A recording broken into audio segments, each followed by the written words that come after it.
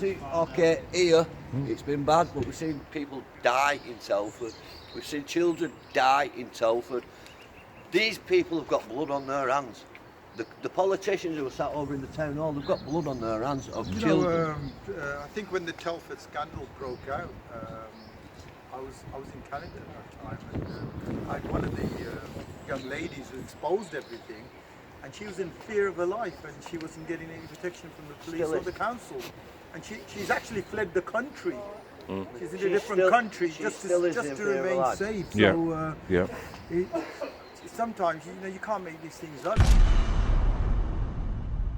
I just think this is a fantastic achievement for the people of Rochdale and all the hard work that the people who are here today and others that can't attend have put into creating this situation. And Rochdale Council need to sit up and they need to watch what these people have done and probably employ them, because they've done a damn sight better job than Rochdale Council have ever done about the abuse of people in this borough. But I think what these guys are doing is different. Like, they've really gone out of their way to get off the bums, raise money, and do something that will have a direct impact on the survivors, instead of waiting for the government and the council to do it, because we're going to be waiting a very long time for them to do anything adequate. It's a big two fingers up to the council, to be honest with you, because this is what the council promised in the beginning. They promised that they'd fund this, promised that they'd provide us with a space. As we know from previous videos, they pulled out.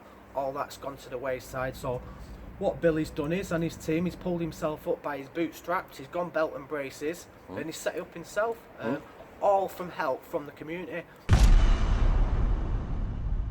Because the community has seen what's been going on in Rochdale, seen how survivors have been failed.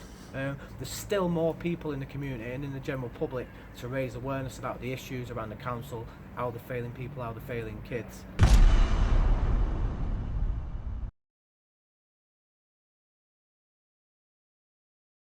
To go through all these processes, but the fact and then you're getting fobbed off at the end of that. But so they telling. always say after a big scandal, whether you've got one in Oxford or Rotherham or Newcastle, we're learning lessons. That's number one line. Yeah, how to keep it more quiet. Yeah, that's a lesson of learning.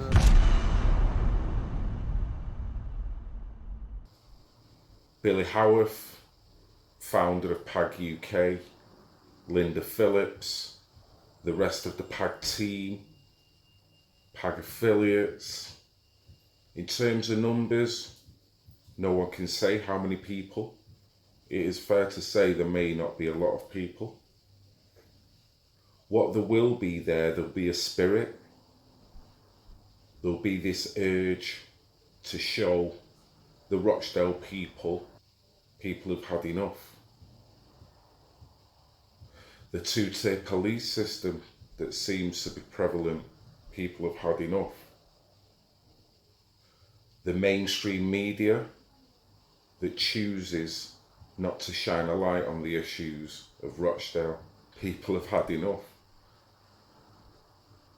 The council, with their lack of accountability as to the abuse that has not only gone on in history, but in the present as well. People have had enough.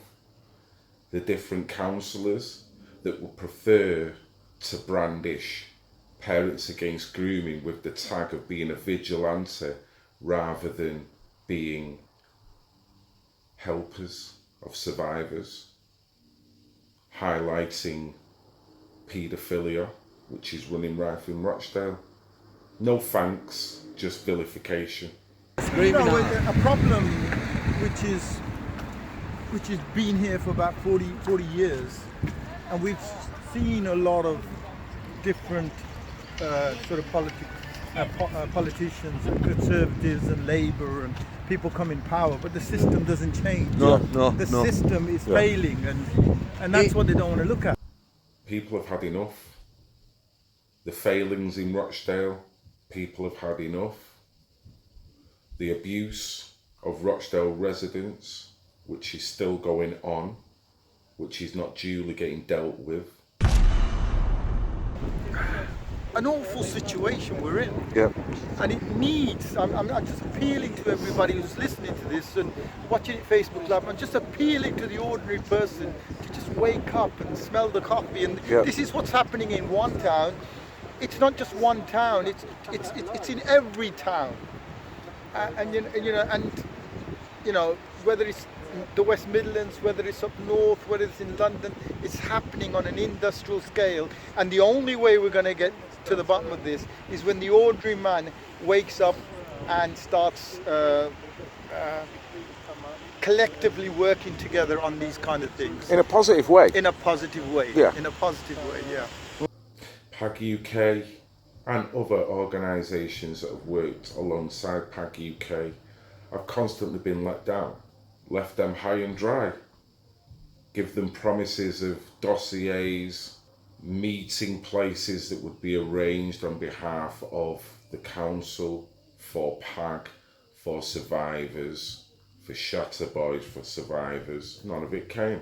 What I also I've got him to agree to is that you deliver some training to councillors, that you deliver a dossier of everybody's complaints. Wow. That he can be looked into. And I'm going to send you an email to that effect this afternoon.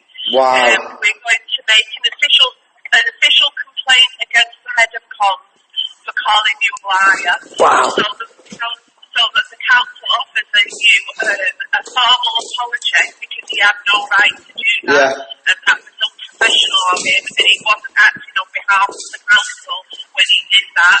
We also want you to deliver training to the chief exec and the senior officers so that they can fully understand the needs of survivors.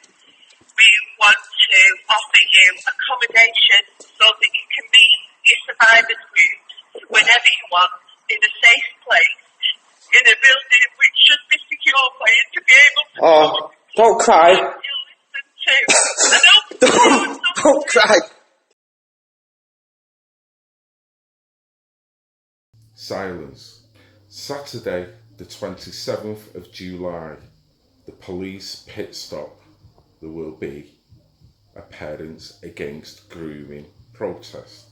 How important to roll their protocol out nationally? I think that a lot more alternative media and YouTubers should be covering this. Now, I'm not saying that people aren't covering it because they don't care. They might just, not know about it. Yeah. But I do feel that, and I think a lot of people would agree with me now. I feel like if I said this 6 months ago, less people would agree. But I think people have got to the point where they're more interested in watching people run around shouting Subri is a Nazi.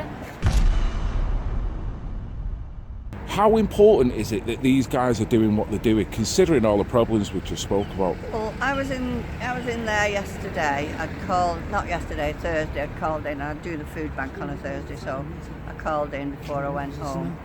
And somebody came in a state of distress, and Billy took her into the room, and Wayne made her a coffee, and I took it down to her because they said she needs a woman there.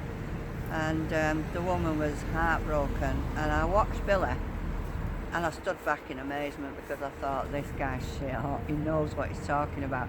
He took papers off her, he said, right, email them after, right, do that after, give me a name there, right, that's it. And he just did it all, and he was so confident and so he had a protocol ready in place away, soon as straight away he took the papers off her, he dealt with that piece of paper, he dealt with that piece of paper. That guy knows what he's doing. I went home and I said to my daughter, I knew he was good, but not seen him in action like that before, and I thought, wow, he's an asset to this town. The meeting place will be at 138 Yorkshire Street. If you feel that you've had enough, you feel you want to civilly protest and show the people of Rochdale how the people of Rochdale are being let down, then come and join, by all means. So what we're saying, that sexual grooming or sexual exploitation is not on top of the list here, it's somewhere down the bottom. And they're spending a lot of money on other projects. It's not even on the list. It's not even on the... Okay. Policing in general is not on the list in Rochdale. It's the very last thing. Right guys, we're at HEARTFELT. More to come. Like and subscribe guys.